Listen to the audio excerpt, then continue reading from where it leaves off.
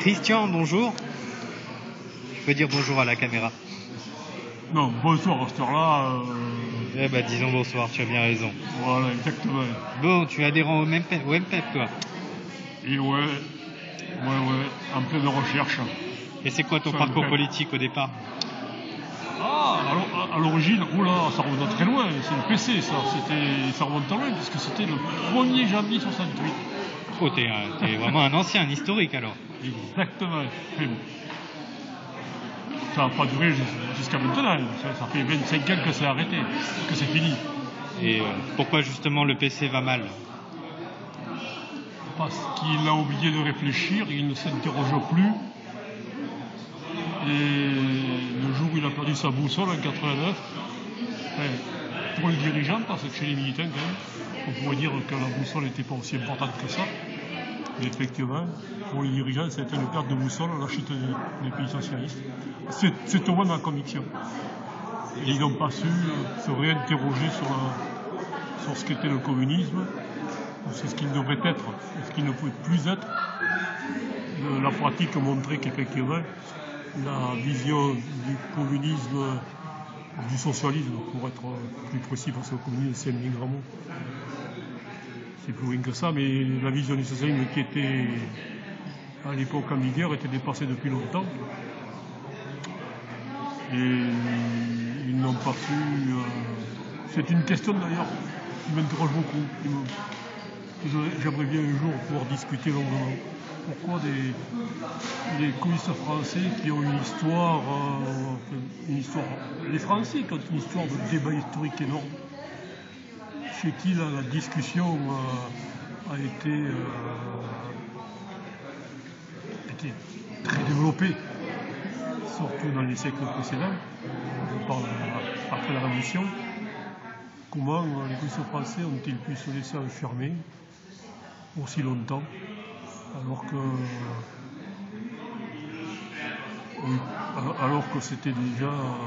la bourgeoisie n'a pas dit que des bêtises et que certaines de ces attaques étaient fondées finalement sur l'anticommunisme, donc tel qu'on l'appelait. Et une visite à Nurs, 15 jours passés en vacances à Nurs en 85, a été pour moi assez démonstratif, même si j'ai jamais cru au paradis terrestre. Je n'ai jamais été croyant. Voilà.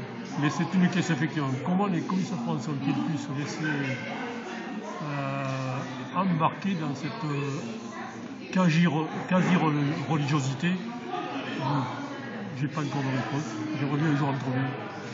T'as beaucoup de gens de gauche qui défendent l'ordre communiste, de partis de gauche ou d'autres mouvements qui défendent l'Union européenne en vertu du principe de l'internationalisme qui est un des fondamentaux. C'est quoi le problème? Pourquoi l'internationalisme devient un sujet autobloquant par rapport à l'UE? Parce que quand ils écrivent et quand ils pensent internationalisme, ils croient être internationalistes en l'écrivant en un seul mot, sans prendre en considération qu'il faut dire internationaliste. Et il ne peut y avoir d'internationalisme que dans la mesure où il y a des nations. Sans nation, il ne peut pas y avoir d'internationalisme. Je crois que c'est aujourd'hui un échappatoire pour ceux qui se réclament, parce que finalement, à part l'extrême gauche, je ne vois pas, même au niveau du PG, je ne le suis pas beaucoup, mais je ne pense pas qu'il se réclame beaucoup de l'internationalisme, que ce soit chez lui l'argument. Il est beaucoup plus inféodé, pas inféodé, il est fédéraliste, un point de la ligne. Mélenchon, dans un de ses livres publiés un peu avant les présidentielles, dans sa préface, dit qu'il a sa statuette fédéraliste plutôt, qu'il va mettre dans sa bibliothèque et qu'il espère de temps en temps la sortir pour l'expliquer. Donc lui, il ne se pose pas la question de l'internationalisme, sauf quand il le perd bien en Amérique du Sud, mais là, il oublie en Amérique du Sud, il doit ramener les souvenirs, mais il ne ramène pas les idées. C'est bien dommage d'ailleurs. Non, l'internationalisme, effectivement, un peu l'internationalisme est loin de la patrie. Beaucoup y ramènent, écrivait Jaurès, c'est pas pour rien.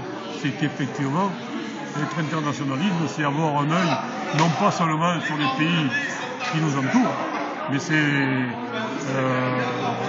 s'interroger sur la planète, sur les pays du monde. Aujourd'hui, par exemple, pour pouvoir coopérer, un pays de l'Union européenne, pour pouvoir coopérer avec d'autres pays du monde, doit avoir une politique eurocompatible malgré tout. C'est pas ça l'internationalisme. L'internationalisme, c'est effectivement l'échange avec quelques pays que ce soit sur un souci d'intérêt mutuel. Voilà l'internationalisme. Il n'y a que ça comme internationalisme. C'est-à-dire que c'est le souci que chaque peuple puisse se développer, être maître de sa politique et sa souveraineté nationale. Il ne peut pas y avoir d'internationalisme s'il n'y a pas de souveraineté nationale. Alors le MPEP, lui, veut non seulement sortir de l'Union européenne et de l'euro, mais il souhaite aussi sortir du FMI et de l'OMC. Tu peux m'expliquer pourquoi ? Pour retrouver une indépendance nationale, pour retrouver une souveraineté nationale, il serait difficile de pouvoir l'envisager en restant dans des structures internationales hautement capitalistiques. Et puis, je dirais même qu'aujourd'hui, on a, et ce qui est passionnant dans cette situation présente que l'on vit, c'est que en Amérique latine, il y a les pays qui ont décidé de retrouver leur souveraineté nationale, de chasser le capitalisme du pays, et ils sont en train de construire leur marché commun et de créer les conditions de pouvoir se passer du FMI. Il y en a déjà d'ailleurs qui s'en passent. Donc, on est en retard finalement, nous les Français. C'est déjà en pratique, donc c'est vrai qu'on n'a pas été les copier, c'est venu naturellement dans la vie politique, qui est un mouvement politique qui est accédé à cette réflexion-là, mais le Venezuela, pour nommer le premier qui a été à l'offensive et qui construit son socialisme, non sans difficulté parce qu'il y a l'Empire qui est à côté, mais oui, c'est aujourd'hui, ça se construit. Ce que nous on veut faire en France, c'est en construction en Amérique latine. Donc c'est assez surprenant d'ailleurs de voir que ces fameux internationalistes dont on nous rabâchent, ou qui fait des histoires sur cette, qui prennent ce mot comme excuse finalement pour dire il faut rester dans l'Union européenne, ne parlent pas de l'Amérique latine. Ils n'en pipent mot ou très peu.